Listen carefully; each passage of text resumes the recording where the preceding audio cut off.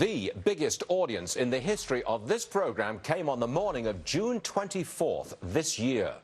It was the day after the Brits voted to leave the European Union. That was a bombshell, and you watched it unfold.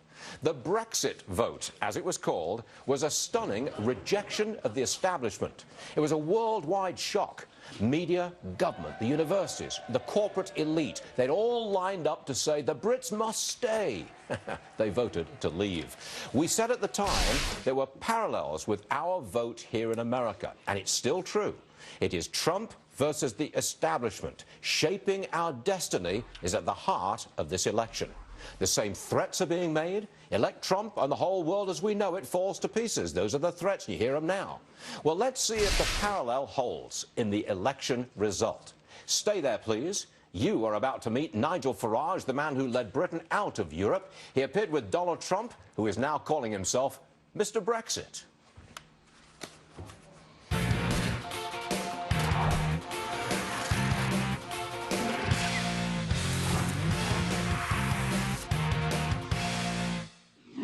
If I was an American citizen, I wouldn't vote for Hillary Clinton if you paid me.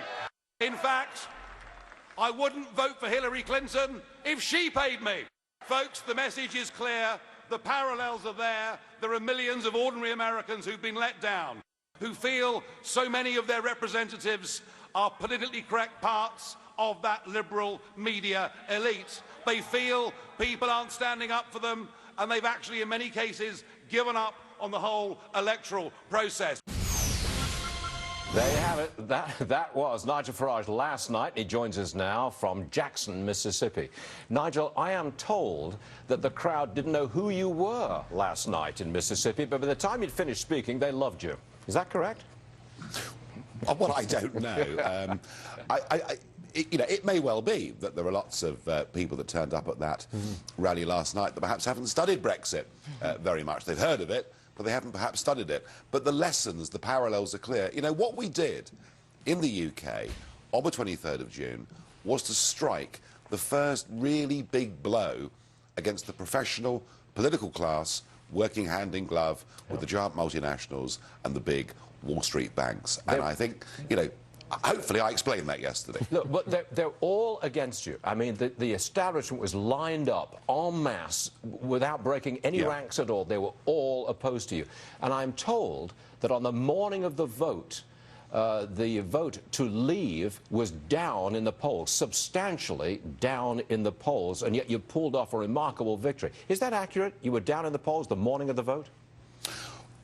The morning of the vote was quite remarkable. There was an opinion poll issued by what was a reputable polling company showing the Remain side 10 points in the lead. And I genuinely think that what went on at the end of that campaign was a deliberate media and establishment attempt to say to voters, look, Brexit isn't going to win, so why bother to go out to vote for it? And what I was saying to Trump supporters last night is whatever gets said in the next 73 days in this campaign, you know, even if they tell you that McDonnell can't win, don't believe them, because what we saw was a deliberate attempt to fiddle the figures. Luckily, we ignored it and we beat them.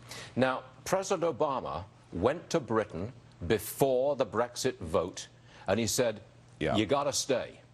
I understand that that was very resented by British people who didn't like an American politician telling them how to vote. Well, couldn't you say the same thing about you?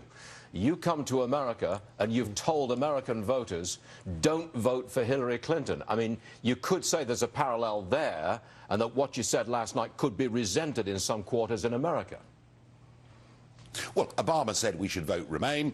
Obama said that terrible things would happen to us if we didn't vote Remain. And he told us that if we voted to leave, that basically America would just drop us and our relationship with the United States of America.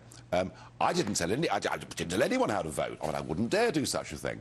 I did suggest, though, that if I was an American citizen, I wouldn't vote for Hillary, because nothing is going to change if that woman wins. She represents that big corporate media club, you know, that have had their own way over the last 20 or 30 years, that have led us into an endless series of wars and led us into a world where the rich get richer and the poor get poorer. So I personally wouldn't vote for Hillary, but no, I'm not telling people how they should vote. Would you did not directly endorse Donald Trump last night. Why not? Because I criticised Obama for telling us how we should vote, and I'm not going to fall into that same trap myself. But I don't think it's very difficult to read between the lines of what I was saying last night. Now, we were told that if the Brits voted to leave Europe, the Brexit, if it was a successful vote, the whole country would fall to pieces. It would be a catastrophe. The stock market would plunge, the economy would go into recession, depression. Bring us up to speed, please. The vote was June the 23rd. It's now 2 months later. What's happened in those 2 months in Britain? Well, what has happened is the FTSE 100 index, our main share index, has gone through the roof. It is over 25% higher than it was in February this year. We had the largest house building company, who we were told would virtually go bankrupt if we voted Brexit, reported their figures just this week with record orders on their books. We've even seen Standard & Poor's and Moody's completely revise their growth prospects for Britain over the next 2 or 3 years.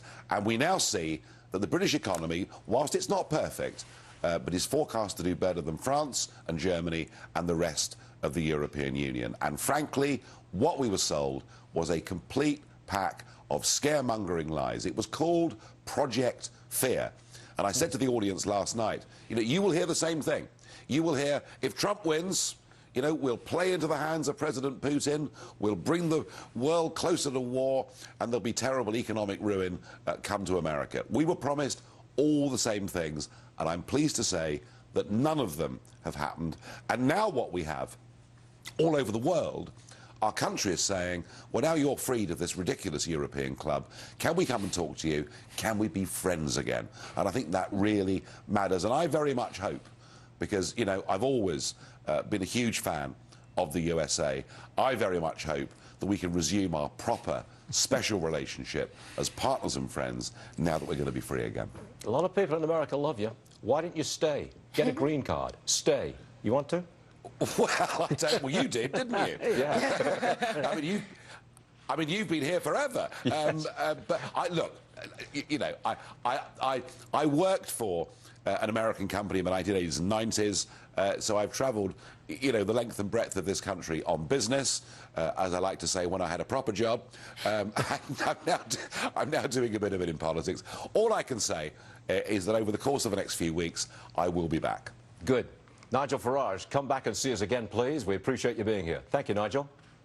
Thank you very much. Yes, sir.